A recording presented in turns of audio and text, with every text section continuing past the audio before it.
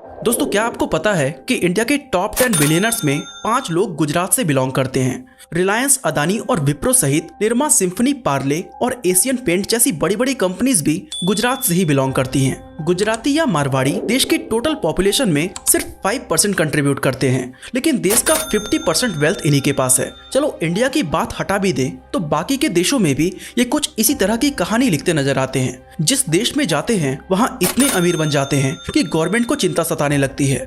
America में देखें तो गुजराती कम्युनिटी के पटेल्स वहाँ है तो मात्र 1%, लेकिन यूएस के 50% होटल्स इन्हीं के अंडर में आता है। अब सवाल ये है कि आखिर गुजराती या मारवाड़ियों के पास बिजनेस की ऐसी कौन सी टैक्टिक्स है कि विदेशों में भी ये अपना लोहा मनवाते नजर आते हैं। इसी सवाल का जवाब हम जानेंगे मोनीश पबराय जी की बुक धंधो इन्वेस्टर्स से, जिसमें बहुत ही डिटेल में बात की गई है कि गुजराती या मारवाड़ी आखिर सोचते कैसे हैं और वो किस तरह से अपने बिजनेस को अंजाम देते हैं।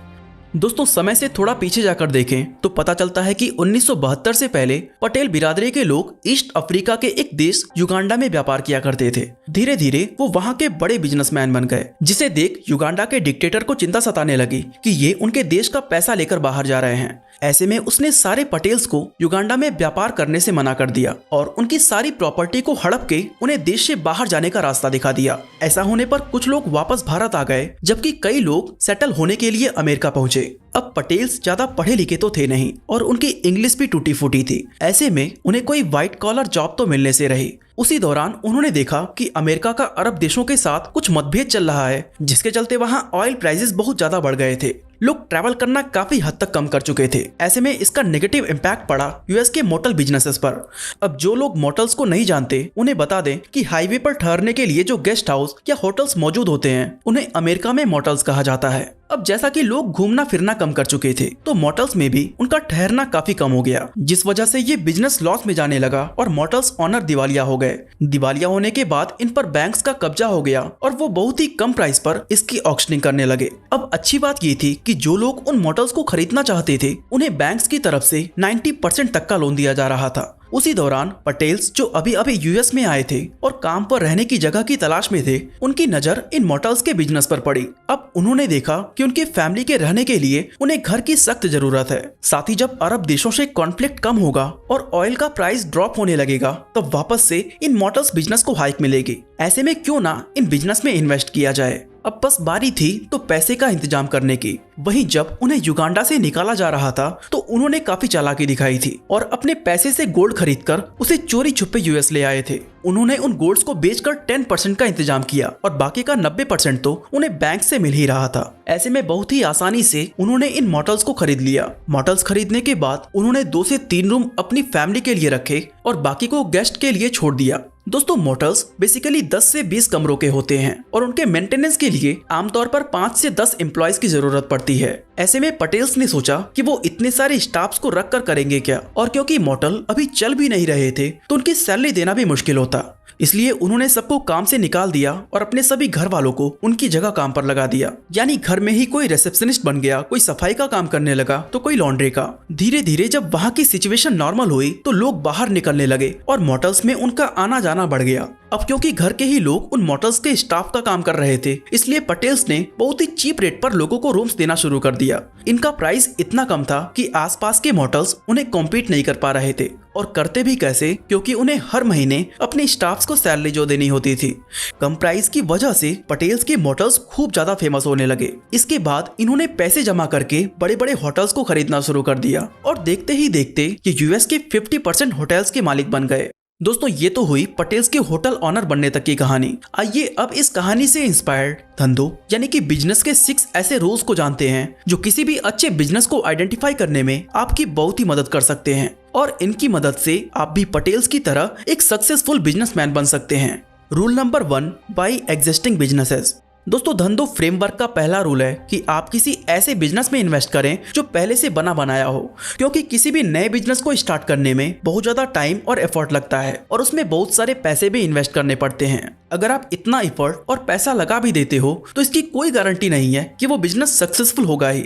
इसलिए पटेल्स ने पहले से बना बनाया बिजनेस यानी कि मॉडल्स को खरीदना शुरू किया। वो रिसर्च या किसी इनोवेशन के पीछे नहीं पड़े, क्योंकि उस सब के लिए ना तो उनके पास टाइम था और ना ही फंड, और वो खुद को किसी कॉम्प्लिकेटेड टास्क में इन्वॉल्व भी नहीं करना चाहते थे। इसके लिए ना उन्हें लैंड खरीदना पड़ा, ना कंस्ट्रक्शन कराना पड़ा और ना ही एडवर्टीजमेंट, क्योंकि बहुत से लोग पहले से ही इन मॉडल्स में रेगुलर विजिटर्स थे। ऐसे में एक बने बनाए बिजनेस को बेहद कम कीमत में खरीदने का ये बहुत ही अच्छा मौका था। दोस्तों, कोई भी कंपनी हो, उसका मेन फोकस होता है ज्यादा से ज्यादा पैसा कमाना। हम सभी अपने वेल्थ को ग्रो तो करना चाहते हैं, वो चाहे हमारे किसी काम से हो या इन्वेस्टमेंट पर्पज से। एंड आपकी इस इन्वेस्टिंग जर्नी को इजी बनाने के लिए मेरे पास एक ऐसा नाम है जो अपनी बहुत अच्छी सर्विसेज के लिए जाना जाता है और इंडस्ट्री में बहुत ही जाना माना है। जी हाँ, ये है मोतीलाल ओसवाल। ये एक ऐसा ब्रांड है जो कि ना सिर्फ डीमैट अकाउंट प्रोवाइड करता है, बल्कि ये आपको 550 प्लस सिटीज के अंदर 5000 से ज्यादा फिजिकल प्रेजेंस भी देता है, एंड वो भी इनके 30 प्लस इयर्स ऑफ एक्सपीरियंस के साथ। एंड ये डिजिटल नहीं, एक फिजिकल प्लेटफॉर्म है जो कि digital tools like charts, reports and research के साथ एक एक्सपर्ट भी देता है, research back dedicated advisory with customized recommendation. और ट्रेडर्स के लिए यहाँ advance chart and additional tools का ऑप्शन भी है with 50 plus indicators. Also power trade का ऑप्शन भी है to make execution in one click. So description में दिए हुए लिंक से साइन अप करिए with Motilal Oswal. Rule number 2, invest in simple businesses. Author Monish Pabrai का कहना है कि बिजनेस को समझाने के लिए अगर आपको एक पैराग्राफ से ज्यादा लिखना पड़े तो इसका मतलब है कि उसमें कुछ फंडामेंटल प्रॉब्लम है। बिजनेस जितना ज्यादा सिंपल होगा उतनी ही जल्दी उस पर अपना कंट्रोल किया जा सकता है।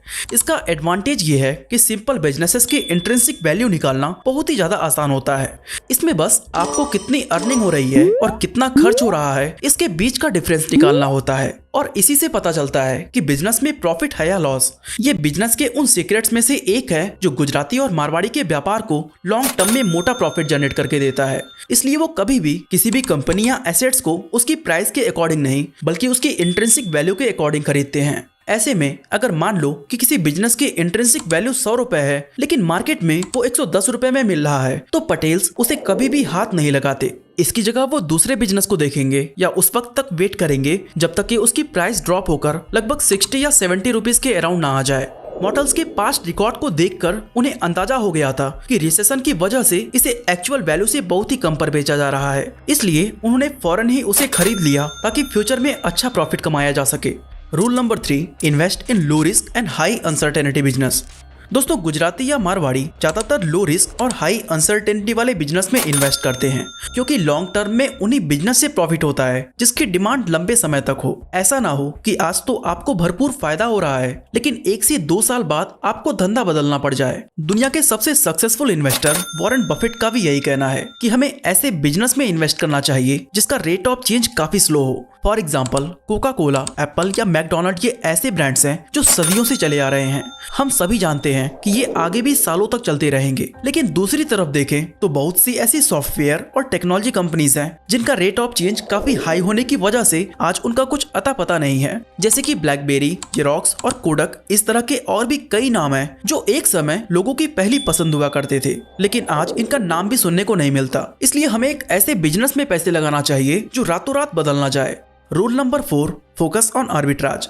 दोस्तों, आर्बिट्राज का मतलब है कि किसी सामान को कम प्राइस में खरीद कर ज्यादा प्राइस में बेच देना। और शायद ही आपको पता हो कि आर्बिट्राज के बहुत से टाइप्स होते हैं, और आज हम उनमें से 4 मेन टाइप्स की बात करेंगे। तो इनमें पहला है आर्बिट्राज ऑफ टाइम। इसे हम एक एग्जाम्पल से समझते हैं। मान लो कि आज आपने किसी स्टॉक को 50,000 रुपए में खरीदा और 2 साल बाद उसे 70,000 रुपए में बेच दिया, तो समय के बदले आपको 20,000 रुपए का प्रॉफिट हुआ। एंड इसे ही आर्बिट्राज ऑफ टाइम कहा जाता है। आर्बिट्राज ऑफ टाइम का यूज गुजराती या मारवाड़ी से अच्छा शायद ही कोई जानता होगा। आर्बिट्राज का सेकंड टाइप है आर्बिट्राज ऑफ प्लेस, यानी कि मान लो आपने कपड़े का व्यापार किया और दिल्ली से 10,000 रुपए का माल उठा के मुंबई में 15,000 रुपए में बेच दिया। ऐसे में आपका प्रॉफिट बना 5,000 रुपए। तो दिल्ली और मुंबई के बीच के डिस्टेंस से जो आपने प्रॉफिट कमाया उसे आर्बिट्राज ऑफ प्लेस कहते हैं। इस तरह का बिजनेस आजकल बहुत ही ज्यादा फेमस है। वहीं गुजराती लोग इस फॉर्मूला का यूज सदियों से करते आ रहे हैं। आर्बिट्राज का तीसरा टाइप है आर्बिट्राज ऑफ वैल्यू। मान लीजिए कि आप एक ग्राफिक डिजाइनर हैं और आपको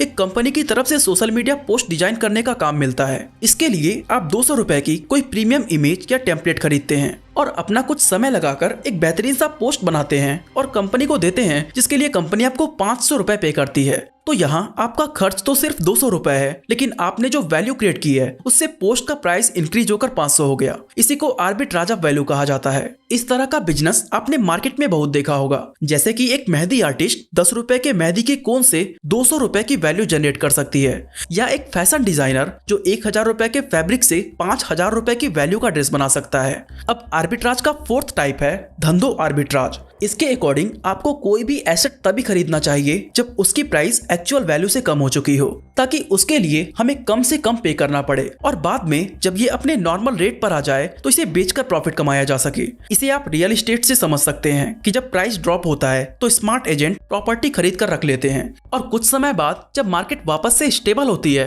तो उसे प्रॉफिट के साथ बेच देते हैं। लेकिन इसमें भी इन्वेस्ट उन्हीं चीजों में करना है जिसमें रिस्क कम हो और लॉस होने पर आपके हाथ में कुछ पैसे आए। वॉरेन बफेट कहते हैं कि जब लोग लालची होकर इन्वेस्ट कर रहे हो तब आप थोड़ा डर जाओ, और जब लोग डर रहे हो एंड अपने एसेट्स या स्टॉक को सेल कर रहे हो तब आप लालची हो जाओ और उन्हें सस्ते में खरीद लो, क्योंकि उस समय हो सकता है कि एक अच्छा बिजनेस आप बहुत ही सस्ते में हासिल कर लो। तो दोस्तों ये है वो 4 मेन आर्बिट्राज जिनके ऊपर गुजराती, पटेल और मारवाड़ियों का खास फोकस रहता है। Rule number 5, invest in business with durable modes. अगर आप अपने बिजनेस में इन्वेस्ट कर रहे हो तो आपको पता होना चाहिए कि उसमें वो कौन सी खास बात है जो आपको अपने कॉम्पिटिटर से अलग बनाती है। और दोस्तों इसी को मोड कहा जाता है, जिसका मतलब होता है खाई। आपने बहुत सी फिल्में या किस्से कहानियों में पढ़ा होगा कि राजा का किला चारों तरफ गहरी खाई से घिरा होता है ताकि दुश्मन किले पर हमला ना कर सके। सक्सेसफुल बिजनेस का भी यही रूल है कि इसमें भी आपको एक मोड क्रिएट करके रखना होगा ताकि मार्केट कितनी भी कॉम्पिटिटिव क्यों ना हो जाए, आपका व्यापार हमेशा ही प्रॉफिट बनाता रहे। एग्जाम्पल के लिए हम मैकडॉनल्ड्स को ले लेते हैं। इसका पहला रेस्टोरेंट 1940 में स्टार्ट हुआ था, लेकिन आज 83 साल बाद भी लोगों को इसका बर्गर खूब ज्यादा पसंद आता है। अब तो ऐसी इमेज बन गई है कि लोग बर्गर का मतलब ही मैकडॉनल्ड समझते हैं। लेकिन ऐसा क्यों? क्या इससे बेटर बर्गर और किसी रेस्टोरेंट में नहीं मिलता? ऑफ कोर्स मिलता है। इवन आपने मैकडॉनल्ड से बेटर बर्गर खाया भी होगा। फिर भी ज्यादातर लोग मैकडॉनल्ड्स में ही जाना पसंद क्यों करते हैं? क्योंकि इसने अपने टेस्ट, सर्विस और क्वालिटी में कंसिस्टेंसी की वजह से पूरी दुनिया में एक रेपुटेशन बिल्ड कर ली है। और इस ब्रांड इमेज के आगे चाहे कितने भी छोटे बड़े रेस्टोरेंट्स ओपन क्यों ना हो जाएं, इससे इस कंपनी की प्रॉफिट पर कोई भी असर नहीं पड़ता। अगर आप कोई नया बिजनेस स्टार्ट करना चाहते हैं तो आपको भी देखना होगा कि उस बिजनेस के पीछे छिपा हुआ मोड क्या है। इसके लिए आप अपने प्रोडक्ट या सर्विस की क्वालिटी को इम्प्रूव कर सकते हैं, उसकी प्राइस रीजनेबल कर सकते हैं, या उस पर ऑफर व प्लान देकर एक लॉयल कस्टमर बेस तैयार कर सकते हैं। इसका फायदा ये होगा कि जब भी मार्केट बहुत ज्यादा कॉम्पिटिटिव हो जाएगी तब भी आपके पास कस्टमर्स की कोई कमी नहीं होगी और आप पहले की तरह ही प्रॉफिट कमाते रहेंगे। Rule number 6, bet heavily when odds are in your favour. आपने बचपन में सिक्के से हेड एंड टेल जरूर खेला होगा। अब मान लो कि आपने 100 रुपए के साथ खेलना शुरू किया। अगर हेड आया तो आपके रुपए डबल हो जाएंगे और टेल आया तो सारे पैसे जीरो। आपको रिजल्ट का कुछ पता नहीं है, फिर भी आपको खेलना है।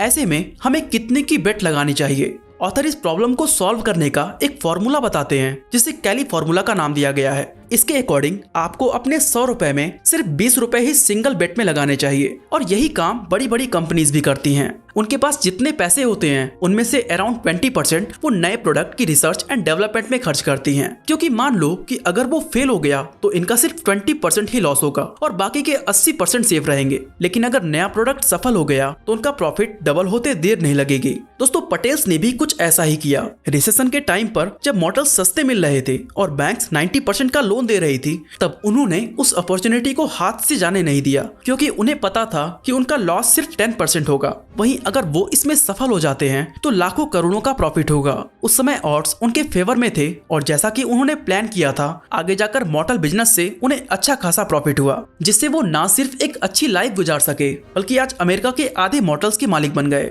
तो ये थे धंधो बुक के कुछ ऐसे अहम रूल्स जिससे आप आसानी से ये समझ सकते हैं कि गुजराती या मारवाड़ी ऐसा अलग क्या करते हैं कि ये बाकी लोगों से व्यापार में इतना ज्यादा आगे निकल जाते हैं। बाकी इसी तरह अगर आप जानना चाहते हैं कि साउथ इंडिया नॉर्थ इंडिया से नफरत क्यों करता है तो आई बटन पे क्लिक करके वीडियो को देख सकते हैं। बाकी आज के लिए बस इतना ही।